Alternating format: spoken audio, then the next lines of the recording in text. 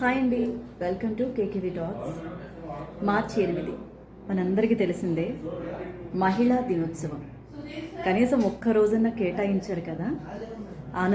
ఆనందపడాలి మనమందరం. ఆ ఒక్క రోజైనా కేటాయించినందుకు మనకంటూ ప్రత్యేకంగా.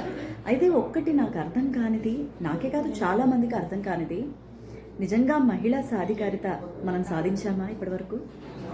ఎత్ర నార్యస్సు పూజంతే రమంతే తత్ర దేవత అంటారు కదా మన ఆర్యులు. కానీ అది ఎక్కడైనా సాకారం అవుతోందా అనేది ఒకటి ఇంకా అర్థం కాని ఒక క్వశ్చన్ అన్నమాట. అలాగే మన పెద్దవాళ్ళు చాలా చాలా మంచి మాటలు చెప్పారు మహిళల గురించి. కార్యేషు దాసి కరణేషు మంత్రి భోజ్యేషు మాత శయనేషు రంభ అని ఇలా ఎన్నో చెప్పారు కదా. కానీ ఆడవాళ్ళ విషయంలో మాత్రం ఇవన్నీ అవుతున్నాయి.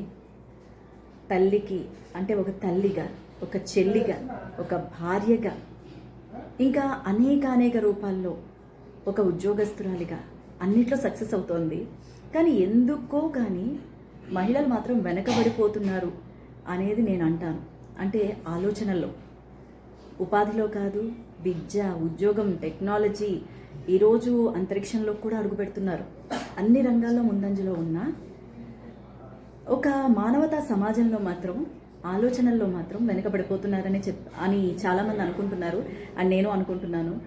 మొత్తానికి ఇవన్నీ కాంట్రవర్సీస్కి దారి తీసిన బట్ కేకేవి టాక్స్ ఫ్యామిలీ అందరికీ హ్యాపీ ఉమెన్స్ డే అండి.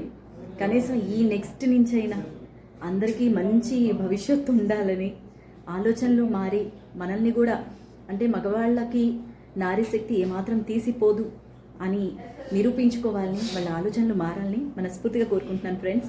So happy international women's day.